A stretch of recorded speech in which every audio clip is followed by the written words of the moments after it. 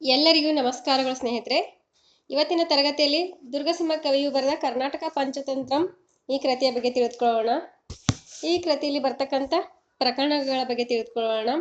ಇಲ್ಲಿ ದುರ್ಗಸಿಂಹ ಕವಿಯು ಕರ್ನಾಟಕ ಪಂಚತಂತ್ರ ಕೃತಿಯಲ್ಲಿ ಇಲ್ಲಿ ಪರಿವಿಡಿಯನ್ನು ಪ್ರಕರಣಗಳಂತ ಹೇಳ್ಕೊಂಡಿದ್ದಾನೆ. ಇಲ್ಲಿ ಬರ್ತಕ್ಕಂಥ ಪ್ರಕರಣಗಳು 5.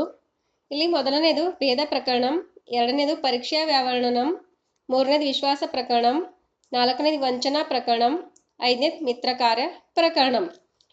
ಇಲ್ಲಿ ಈ 5 ಪ್ರಕರಣಗಳಲ್ಲಿ ಮೊದಲನೇ ಪ್ರಕರಣವಾದ ಭೇದ ಪ್ರಕರಣ, ಈ ಭೇದ ಪ್ರಕರಣದಲ್ಲಿ ಬರ್ತಕ್ಕಂಥ ಕಥೆಗಳ ಬಗ್ಗೆ ತಿಳ್ಕೊಳ್ಳೋಣ. ಈ ಭೇದ ಪ್ರಕರಣದಲ್ಲಿ ಇಲ್ಲಿ ಸಂಜೀವಕ, ನಂದಕ ಎಂಬ 2 ಎತ್ತುಗಳ ಒಂದು ಪಾತ್ರ ಬರುತ್ತೆ. ಪಿಂಗಳಕ ಎಂಬ ಸಿಂಹದ ಪಾತ್ರ ಬರುತ್ತೆ.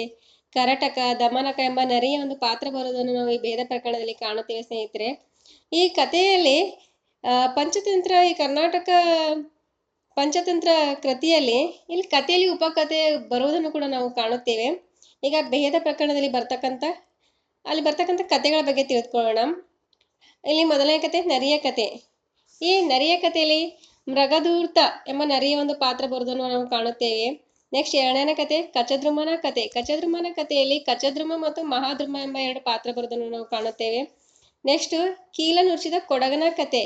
ಇಲ್ಲಿ ಸುಶರ್ಮನ ಒಂದು ಉಪಕಥೆ ಬರುವುದನ್ನು ಕಾಣುತ್ತೇವೆ ಈ ಕಥೆಯಲ್ಲಿ. ನೆಕ್ಸ್ಟ್ 4ನೇ ಕತೆ ನರಿಯುಂ ಬೀಲನುಂ. ನರಿಯುಂ ಬೀಲನುಂ ಕಥೆಯಲ್ಲಿ ಜಂಬುಕನ ಒಂದು ಪಾತ್ರ ಬರುವುದನ್ನು ಕಾಣುತ್ತೇವೆ. ನೆಕ್ಸ್ಟ್ 5ನೇ ಕತೆ ನರಿಯು ಬೇರಿಯು. ನರಿಯು ಬೇರಿಯು ಕಥೆಯಲ್ಲಿ ಒಂದು ಕಾಗೆಯ ಪಾತ್ರ ಬರುವುದನ್ನು ಕಾಣುತ್ತೇವೆ. ಕಾಗೆಯ ಹೆಸರು ವಾಯಸ ಎಂಬ ಕಾಗೆಯ ಪಾತ್ರ ಬರುವುದನ್ನು ನಾವು ಇಲ್ಲಿ 5ನೇ ಕಥೆಯಲ್ಲಿ ಕಾಣುತ್ತೇವೆ. ನೆಕ್ಸ್ಟ್ 6ನೇ ಕತೆ ದೇವಶರ್ಮನ ಕತೆ. ದೇವಶರ್ಮನ ಕಥೆಯಲ್ಲಿ ಇಲ್ಲಿ ಶೈವ ಬ್ರಾಹ್ಮಣನ ಒಂದು ಪ್ರಸಂಗ ಬರುವುದನ್ನು ನಾವು ಕಾಣುತ್ತೇವೆ. ನೆಕ್ಸ್ಟ್ 7ನೇ ಕತೆ ಕಾಗೆ ಕೃಷ್ಣ ಸರ್ಪನಂ ಕೊಂದ ಕತೆ. ಇಲ್ಲಿ ಕಾಗೆ ಮತ್ತು ಕೃಷ್ಣ ಸರ್ಪದ ಒಂದು ಪ್ರಸಂಗ ಬರುವುದನ್ನು ಕಾಣುತ್ತೇವೆ. ನೆಕ್ಸ್ಟ್ 8ನೇ ಕತೆ ಕೊಕ್ಕರೆಯು ಮೇಡಿಯಂ. ಇಲ್ಲಿ ಕೊಕ್ಕರೆ ಮತ್ತು ಏಡಿಯ ಪಾತ್ರ ಬರುವುದನ್ನು ನಾವು ಇಲ್ಲಿ 8ನೇ ಕಥೆಯಲ್ಲಿ ಕಾಣುತ್ತೇವೆ. ನೆಕ್ಸ್ಟ್ 9ನೇ ಕತೆ ಮೊಲಂ ಸಿಂಹಂ ಕೊಂದ ಕತೆ. ಇಲ್ಲಿ ಮೊಲ ಮತ್ತು ಸಿಂಹದ ಪಾತ್ರ ಬರುವುದನ್ನು 9ನೇ ಕಥೆಯಲ್ಲಿ ಕಾಣುತ್ತೇವೆ. ನೆಕ್ಸ್ಟ್ ಉಪಕಾರವಂ ಮಾಡಿ ಕೆಟ್ಟ ಕಪಿಯ ಕತೆ. 10ನೇ ಕಥೆಯಾದ ಉಪಕಾರಂ ಮಾಡಿ ಕೆಟ್ಟ ಕಥೆಯ ಕಥೆಯಲ್ಲಿ ಇಲ್ಲಿ ಒಂದು ವನ ಬರುತ್ತೆ, ಕಾಮ್ಯಕ ವನ ಅಂತ ಬರುತ್ತೆ. ಇಲ್ಲಿ ಬೇಡನ ಒಂದು ಪ್ರಸಂಗ ಬರುತ್ತೆ. ಕಥಕ ಎಂಬ ಬೇಡನ ಒಂದು ಪಾತ್ರ ಬರುವುದನ್ನು ಕೂಡ ನಾವು ಈ 10ನೇ ಕಥೆಯಲ್ಲಿ ಕಾಣುತ್ತೇವೆ. ನೆಕ್ಸ್ಟ್ 11ನೇ ಕತೆ ಶಿವಭೂತಿಯ ಕತೆ. ಈ ಶಿವಭೂತಿಯ ಕಥೆಯಲ್ಲಿ ಒಬ್ಬ ಬ್ರಾಹ್ಮಣನ ಕತೆ ಬರುತ್ತೆ, ಒಂದು ಹುಲಿಯ ಪಾತ್ರ ಬರುತ್ತೆ. ಇಲ್ಲಿ ಒಬ್ಬ ಬ್ರಾಹ್ಮಣನ ಪಾತ್ರ ಬರುತ್ತೆ, ಜೊತೆಗೆ ಒಂದು ಹುಲಿಯ ಪಾತ್ರ ಬರುತ್ತೆ. ಕಂಬಳಕ ಎಂಬ ಬೇಡನ ಪಾತ್ರ ಬರುತ್ತೆ. ಚಪಲಕನ ಎಂಬ ಕಪಿಯ ಪಾತ್ರ ಬರುತ್ತೆ. ಸರ್ಪದ ಒಂದು ಪಾತ್ರ ಬರುತ್ತೆ. ಬಾವಿಯ ಒಂದು ಪ್ರಸಂಗ ಬರೋದನ್ನು ನಾವು ಇಲ್ಲಿ 11ನೇ ಕಥೆಯಲ್ಲಿ ಕಾಣುತ್ತೇವೆ. ನೆಕ್ಸ್ಟ್ 12ನೇ ಕತೆ 2 ಗಿಣಿಗಳ ಕತೆ. ಈ 2 ಗಿಣಿಗಳ ಕಥೆಯಲ್ಲಿ 2 ಗಿಳಿಗಳ ಪಾತ್ರ ಬರೋದನ್ನು ನಾವು ಕಾಣುತ್ತೇವೆ. ಬೇಡರ ಬಿಡಾರದಲ್ಲಿ ಬೆಳೆದ ಒಂದು ಗಿಳಿ, ಋಷಿ ಮುನಿಗಳ ಹತ್ತಿರ ಬೆಳೆದ ಒಂದು ಗಿಳಿ. ಈ 2 ಗಿಳಿಗಳ ಪಾತ್ರ ಬರುವುದನ್ನು ನಾವು ಇಲ್ಲಿ 12ನೇ ಕಥೆಯಲ್ಲಿ ಕಾಣುತ್ತೇವೆ.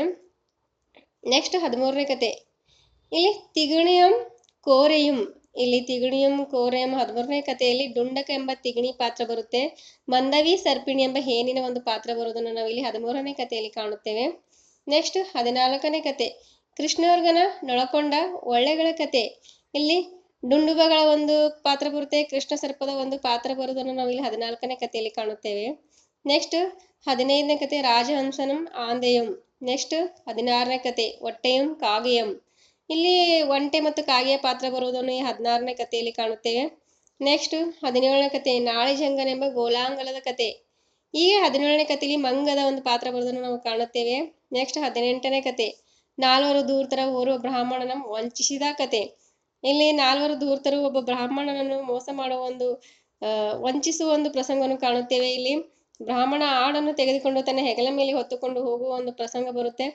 ಆ ಪ್ರಸಂಗ ಯಜ್ಞಕ್ಕಾಗಿ ಆಡು ತೆಗೆದುಕೊಂಡು ಹೋಗ್ತಾ ಇರ್ತಾನೆ. ಆ ಧೂರ್ತರು ಬಂದು ಈ ಆಡನ್ನ ಅವರು ನಾಯಿ ಅಂತ ಹೇಳ್ತಾರೆ. ಇಲ್ಲಿ ಬ್ರಾಹ್ಮಣನಿಗೆ ನೀನು ನಾಯಿಯನ್ನು ಹೆಗಲ ಮೇಲೆ ಹೊತ್ತುಕೊಂಡು ಏಕೆ ಹೋಗುತ್ತಿರುವೆ ಅಂತಂದು ಇಲ್ಲಿ ಬ್ರಾಹ್ಮಣಿಗೆ ಹೇಳುವ ಪ್ರಸಂಗವನ್ನು ನಾವಿಲ್ಲಿ ಕಾಣುತ್ತೇವೆ. ನೆಕ್ಸ್ಟ್ 19ನೇ ಕತೆ ಟಿಟಿಬೆ ಮಿಥುನಗಳ ಕತೆ. ಇಲ್ಲಿ ಮಧುರಲಾಪಿ ಮತ್ತು ಚಂಡ ಪರಾಕ್ರಮ ಎಂಬ ಪಾತ್ರ ಬರುವುದನ್ನು ನಾವು ಇಲ್ಲಿ ಕಾಣುತ್ತೇವೆ. ನೆಕ್ಸ್ಟ್ 20ನೇ ಕತೆ ಕಚಪ್ಪ ಕತೆ. ಇಲ್ಲಿ ಕಚ್ಚಪ್ಪ ಕಥೆಯಲ್ಲಿ ಸಕಟ ವಿಕಟ ಎಂಬ 2 ಹಂಸಗಳ ಪಾತ್ರ ಬರುತ್ತೆ. ಆಮೆ ವಾಚಾಲನ್ ಎಂಬ ಆಮೆ ಪಾತ್ರ ಬರುವುದನ್ನು ನಾವು ಕಾಣುತ್ತೇವೆ. ನೆಕ್ಸ್ಟ್ ದೇವದತ್ತನ ಕತೆ 21ನೇ ಕತೆ ದೇವದತ್ತನ ಕತೆ. ಇಲ್ಲಿ ಡಾವರ ಡಾಕಿನಿ ಶಾಕಿನಿಯ ಪಾತ್ರ ಒಂದು ಪ್ರಸಂಗ ಬರುವುದನ್ನು ನಾವು ಇಲ್ಲಿ ಕಾಣುತ್ತೇವೆ. ನೆಕ್ಸ್ಟ್ 22ನೇ ಕತೆ ಸೊಸೆಯ ಮಾತನ್ನು ಕೇಳದ ಅತ್ತೆಯ ಕತೆ. ಇಲ್ಲಿ ಕುಮತಿ ಎಂಬ ಅತ್ತೆಯ ಪಾತ್ರ ಬರುತ್ತೆ, ಸೌಮಿತ್ರಿ ಎಂಬ ಸೊಸೆಯ ಪಾತ್ರ ಬರುವುದನ್ನು 22ನೇ ಕಥೆಯಲ್ಲಿ ಕಾಣುತ್ತೇವೆ. ನೆಕ್ಸ್ಟ್ 23ನೇ ಕತೆ ಯದ್ಭವಿಷ್ಯನೆಂಬ ಮತ್ಸ್ಯದ ಕತೆ. ಇಲ್ಲಿ 3 ಮೀನುಗಳ ಒಂದು ಪಾತ್ರ ಬರುವುದನ್ನು ಕಾಣುತ್ತೇವೆ. ಇಲ್ಲಿ ಅನಾಗತಮತಿ ಎಂಬ ಒಂದು ಮೀನು, ಉತ್ಪನ್ನಮತಿ ಎಂಬ ಒಂದು ಮೀನು, ಯದ್ಭವಿಷ್ಯ ಎಂಬ ಇನ್ನೊಂದು ಮೀನು, 3 ಮೀನುಗಳ ಒಂದು ಪ್ರಸಂಗ ಬರುವುದನ್ನು ನಾವಿಲ್ಲಿ 23ನೇ ಕಥೆಯಲ್ಲಿ ಕಾಣುತ್ತೇವೆ. ನೆಕ್ಸ್ಟ್ 24ನೇ ಕತೆ ಆರ್ತಿದೋಷನ್ ನ ಪಶ್ಯತಿ. ನೆಕ್ಸ್ಟ್ 25ನೇ ಕತೆ ದುಷ್ಟ ಬುದ್ಧಿಯಂ ಧರ್ಮ ಬುದ್ಧಿಯಂ. ಇಲ್ಲಿ ದುಷ್ಟ ಬುದ್ಧಿ ಮತ್ತು ಧರ್ಮ ಬುದ್ಧಿಯ ಒಂದು ವ್ಯಾಪಾರಿಗಳ ಪ್ರಸಂಗ ಬರುವುದನ್ನು ಕಾಣುತ್ತೇವೆ. ನೆಕ್ಸ್ಟ್ 26ನೇ ಕತೆ ಬಕನ ತತ್ತಿಯಂ ಮುಂಗುರಿಗಳಂ. ಇಲ್ಲಿ ಬಕ, ಮುಂಗುರಿ, ಸರ್ಪ, ಏಡಿ ಪಾತ್ರ ಬರುವುದನ್ನು ನಾವು ಕಾಣುತ್ತೇವೆ. ನೆಕ್ಸ್ಟ್ 27ನೇ ಕತೆ ತಗರಿನ ಮತ್ತು ತೊತ್ತಿನ ಕಲಹದಿಂದ ಕಪಿಗಳು ಕೆಟ್ಟ ಕತೆ. ಈ ಕಥೆಯಲ್ಲಿ ಸಗರನೆಂಬ ಅರಸನ ಪಾತ್ರ ಬರುತ್ತೆ, ಟಗರು, ಕಾಳಗ ಒಂದು ಪ್ರಸಂಗ ಬರುತ್ತೆ, ಕುದುರೆಯ ಒಂದು ಪಾತ್ರ ಬರುವುದನ್ನು ನಾವು ಇಲ್ಲಿ 27ನೇ ಕಥೆಯಲ್ಲಿ ಕಾಣುತ್ತೇವೆ. ಇಲ್ಲಿಗೆ ಈ ದುರ್ಗಸಿಂಹ ಕವಿಯು ಕರ್ನಾಟಕ ಪಂಚತಂತ್ರ ಕೃತಿಯಲ್ಲಿ ಬರ್ತಕ್ಕಂಥ ಪ್ರಕರಣಗಳಲ್ಲಿ 5 ಪ್ರಕರಣಗಳು ಬರುತ್ತೆ. 5 ಪ್ರಕರಣಗಳಲ್ಲಿ ಮೊದಲನೇ ಪ್ರಕರಣ ಭೇದ ಪ್ರಕರಣ. ಈ ಭೇದ ಪ್ರಕರಣದಲ್ಲಿ ಬರುವ ಕಥೆಗಳನ್ನು ನಾವು ನೋಡಿದ್ದೇವೆ ಸ್ನೇಹಿತರೆ. ಇಲ್ಲಿಗೆ ನಾನು ಈ ತರಗತಿಯನ್ನು ಮುಗಿಸುತ್ತೇನೆ. ಎಲ್ಲರಿಗೂ ಧನ್ಯವಾದಗಳು.